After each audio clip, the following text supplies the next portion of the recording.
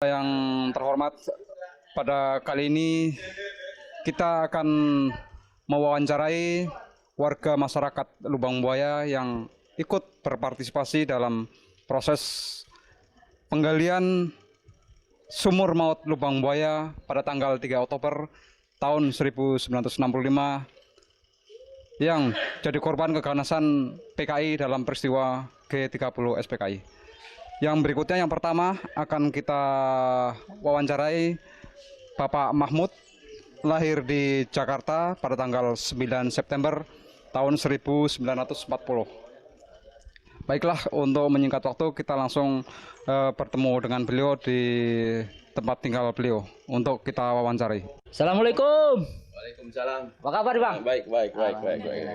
Sehat-sehat aja, Bang, ya? Alhamdulillah, badan sehat. Ini ada motor boot nih, Bang. Iya. Emang suka naik motor boot nih, Bang? Ya suka ini punya mantu. Oh, gitu. Ya, mana. Terima kasih, Bang. Begini, Bang, kedatangan kami ini di samping bersilaturahmi karena udah lama nih nggak pernah ketemu, nggak pernah ngobrol-ngobrol.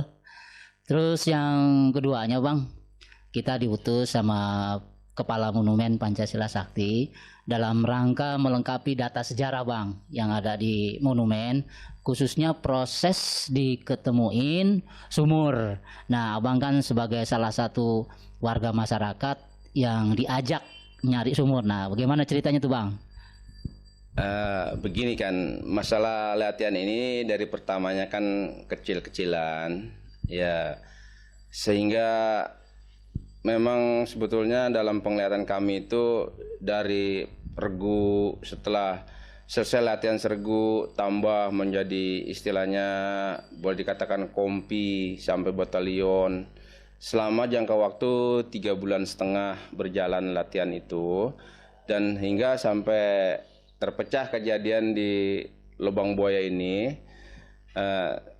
sehingga kami ini kan setiap hari memang secara mata kepala sendiri saya melihat dari jauhan bahwa setelah sampai jangka waktu 3,5 bulan itu, setelah kejadian kan kami diundang untuk bekerja yang katanya mencari sesuatu barang yang bekas-bekas latihan itu yang ketinggalan oleh tentara kita, yang saya lihat yang mana tentara kita yang asli adalah dari beberapa angkatan, ya, angkatan darat, kepolisian, angkatan laut.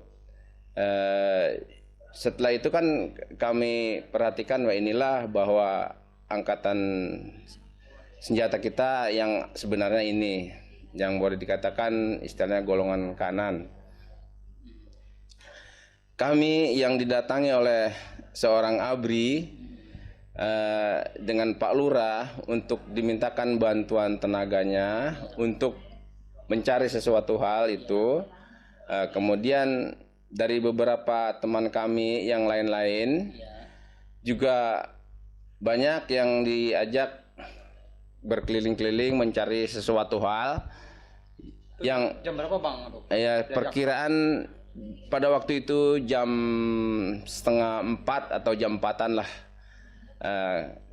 Setelah itu kami mengerjakan penggalian itu dengan alat-alat, ya boleh dikatakan ala kadarnya, dengan menggali lubang itu yang telah ditanami pisang.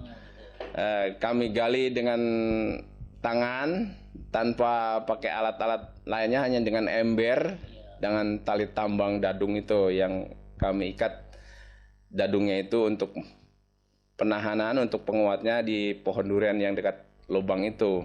Maaf, Bang, teman-teman Abang tuh yang ikut ke lokasi siapa aja tuh, Bang? Ya, diantaranya ya Pak Ambar, Pak Pani, terus Pak Supar, Pak Mawi, Pak Mad, kalau nggak salah, ya mungkin karena udah jangka waktu lama udah untuk nyebutin nama satu-satunya udah agak kelupaan. Ya sebagian ya saya sendirilah.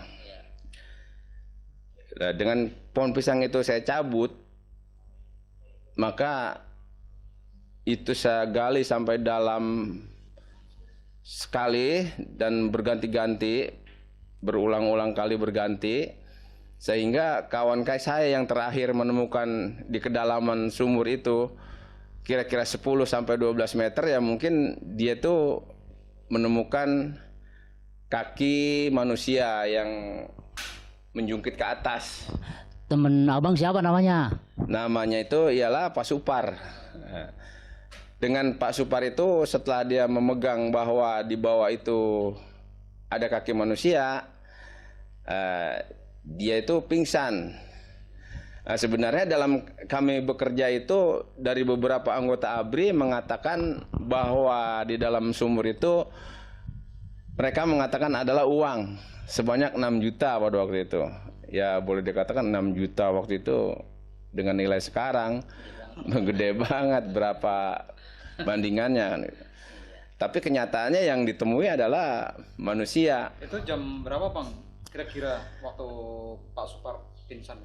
Itu udah di sekitar jam setengah satuan dah mungkin. Kemudian setelah dia tuh naik ke atas diangkat, sehingga ada aba-aba yang dikatakan oleh dari pihak ABRI, entah dari Komandan Koramil gitu, tutup mulut, jangan dikatakan manusia kan begitu. Tapi karena saya kerja dengan capek, tidak makan, tidak minum, kami membantah bahwa yang pingsan itu, saya bilang katakan yang benar sebenarnya. Saya yang bertanggung jawab kalau memang itu betul di bawahnya manusia, katakanlah manusia. Kebetulan setelah Pak Supar itu sadar, dia mengatakan di hadapan saya adalah memang benar-benar manusia. Nah, jadi setelah dia mengatakan manusia, maka dengan jelas saya jelaskan kepada pihak TNI. Saya bilang teman saya itu mengatakan betul-betul manusia Pak. Tidak bisa dipungkiri lagi bahwa di bawah itu adalah manusia. Walaupun bagaimana saya akan bertanggung jawab bahwa teman saya yang pingsan itu mengatakan manusia. Sampai dimanapun saya berani bertanggung risiko. Nyawa saya sendiri bakal ganti, saya siap. Kemudian dari pihak ABRI juga setelah itu mempercayai bahwa betul-betul di bawah itu adalah manusia. Dengan janji-janji atau petunjuk dari pihak TNI bahwa yang mengatakan siapa yang mau maju lagi bekerja, ya, dengan sendirinya saya karena sudah terlalu capek, dari sore tidak kena minum, tidak kena makan, maka saya mohon penggalian ini juga beristirahat dulu. Nah, karena memang pada waktu itu dari pihak TNI mengatakan ini adalah kejadian, boleh dikatakan suatu kejadian untuk dokumentasi negara, harus ada gambar-gambar, foto dan lain-lainnya, rekamannya. Maka pada jam 1 malam, persis jam 1 malam, pekerjaan itu disuruh hentikan dulu. Bagaimana besok pagi dilanjutkan. Setelah kami berhenti di dalam rumah, ya kami terus di screening terus bahwa mengapa saudara tidak melapor dengan kejadian latihan yang begitu lama. Di rumah yang mana Bang? Di rumah yang gedung itu. Di dalam Pak Haji Sueb. Iya, rumah Pak Haji Sueb. Di situ saya dari beberapa pimpinan ABRI di sidang. Mereka berempat, saya sendiri. Dengan jawaban saya, bagaimana saya bisa melapor Pak. Sedangkan yang harus melapor itu adalah, kalau saya berumah tangga mungkin saya punya bapak ialah lurah. Saya punya kakak itu adalah RT atau RW. Itu yang wajib lapor. Kalau kami sebagai rakyat bodoh atau rakyat jelata, saya bilang nggak bisa saya untuk melapor Pak. Dan juga saya bilang dengan latihan ini juga saya mengatakan mungkin latihan ini adalah sah atau ada izinnya resmi karena suara senjata besar kecil dibunyikan.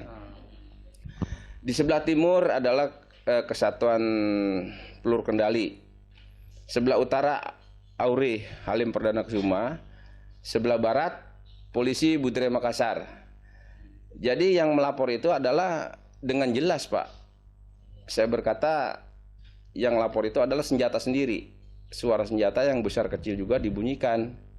Bagi kami sebagai rakyat jelasa saya rasa nggak usah lapor. Karena dari pihak instansi militer juga itu sudah mengetahui. Itulah yang saya bisa mengatakan menduga bahwa itu adalah latihan yang resmi, Pak. Setelah beberapa lama kami beristirahat di rumah yang gedung itu, ya kami memang langsung terus dicurigai karena mungkin pada waktu itu saya masih muda, badan saya juga kalau diukur dengan orang yang kira-kira mengikuti dalam gerakan ini juga ini dia barangkali dari curigainya. Tetapi iya, ternyata ya kami sebenarnya orang-orang yang tidak pernah istilahnya mengenai hal-hal itu, karena kami sendiri mencegah kepada keluarga Lubang Buaya atau pemuda Lubang Buaya jangan satupun ada yang mengikuti dengan latihan ini. Alasan kami adalah latihan ini juga dalam pandangan saya itu adalah seolah-olah tertutup. Karena kalau memang untuk latihan militer yang sebenarnya itu ada tempatnya. Kalau di Bogor ialah di Gunung Batu. Di Jakarta juga di Rindam sini, Asam Baris itu tempat pendidikan militer.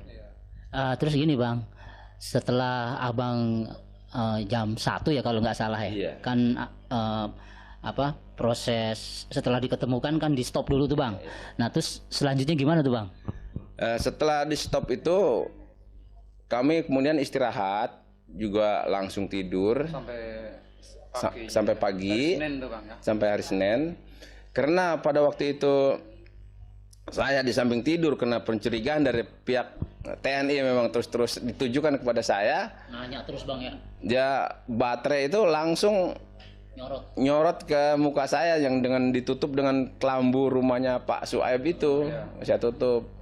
Ya, tapi karena memang kami yang sebenarnya tidak pernah ada maksud dan niat ikut-ikutan dengan hal yang begitu, kami boleh dikatakan tenang-tenang sambil ketakutan dengan tingkah laku anggotanya itu, anggota ABRI itu. Dengan begitu kami untuk mengambil hati pasukan-pasukan itu sehingga kami cari makanan seperti nangka kuning, saya kukus, setelah matang ya dimakan rame-rame dengan pihak-pihak ABRI itu. Waktu hari Senin Abang kan masih di rumah Pak Haji Sueb pagi. Iya. Sempat melihat ke arah sumur Bang? Ya itu waktu nggali itu saya nggak ngelihat lagi dah. Nggak ngikutin lagi. Nggak menyibukkan diri sendiri, udah nggak mau sibuk lagi dah. Dengan itu saya sampai jam 12 siang kalau nggak salah tuh baru ketemu makan rangsum punya TNI kalau nggak salah, itu dibagi-bagi sama saya dengan ikan teri direbus dengan tempe juga direbus. Nah itulah baru kami kena nasi dari pihak kawan-kawan saya, sehingga yang boleh dikatakan agak sedikit panik atau gimana gitu sampai nggak bisa makan, sehingga mereka tuh saya suapin seperti anak kecil supaya jangan sampai mengganggu kepada kesehatannya. Siapa tuh Bang yang disuapin? Itu adalah Pak Pani. Pak Pani. Yang setelah pulang mungkin nggak lama dia tuh meninggal. Dapat beberapa bulan atau nggak sampai 1 tahun kali. Karena mungkin stres yang terus menerus. Nah itulah yang namanya Bang Pani yang meninggal pertama dari rombongan saya itu, dari 8 orang.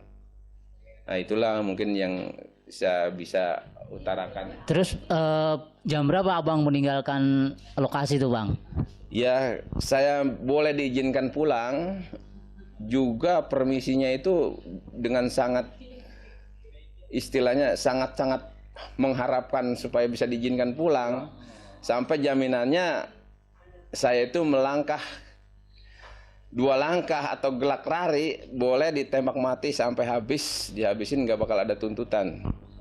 Nah itu saya permisi pulang untuk bertemu dengan ibu bapak saya, karena mungkin yang di rumah juga sudah bagaimana pikirannya atau menangis Menunggu yang di rumah. menunggu yang di rumah. Untuk saya juga untuk mengetahui supaya anaknya yang dibawa ke lubang buaya itu kalau memang untuk ganti orang yang dalam sumur itu, atau saya ditembak mati sendiri supaya orang tua saya tuh tahu kuburannya anaknya atau dikubur atau dibuang di mana. Nah, itulah untuk ketenangan bagi orang tua saya. Baik, Bang Mahmud, saya rasa penjelasan Abang cukup jelas dan penjelasan Abang ini akan menambah dukungan fakta sejarah yang ada di Monumen Pancasila Sakti, khususnya proses jalannya pencarian sumur maut. Saya Bang, kami semua atas nama Kepala Monumen Pancasila Sakti, Bapak Haji, Bapak Kolonel Infantri Haji Fahrudin mengucapkan banyak terima kasih, dan kami mohon diri Bang, dan sekali lagi mengucapkan banyak terima kasih atas penjelasan Abang, dan apabila di dalam kami ada kekeliruan ini Bang, mohon dimaafkan Bang. Kami sangat selalu memaafkan, walaupun istilahnya di mana kekurangan-kekurangan kami dalam beli penjelasan ini, kami masih siap andai kata ada segala kekurangan-kekurangannya. Alhamdulillah. Saya permisi Bang. Terima kasih banyak nih Bang. Ya. Assalamualaikum. Demikianlah keterangan yang bisa kita dengarkan bersama dari Bapak Mahmud sebagai salah seorang pelaku yang berpartisipasi dalam proses pencarian lokasi hilangnya para pahlawan revolusi di sekitar sumur maut Lubang Buaya. Jadi kami atas nama pimpinan Monumen Pancasila Sakti Pak, jadi mengucapkan terima kasih banyak atas yang pertama kesediaan Bapak untuk ngobrol, untuk direkam atau untuk data bagi monumen. Dan sebelumnya juga kami mohon maaf apabila ada kekurangan-kekurangan yang kurang berkenan dari Bapak. Dan kami juga menyampaikan salam dari pimpinan atau Kepala Monumen Pancasila Sakti atas kesediaan Bapak untuk dimintai keterangan lah begitu Pak kira-kira. Ya memang juga kami ya sebagai pelaku ujung tombak sejarah, kami dalam hal ini untuk meluruskan sejarah TNI, kapan waktu dibutuhkan saya selalu siap dan di mana saja saya berada.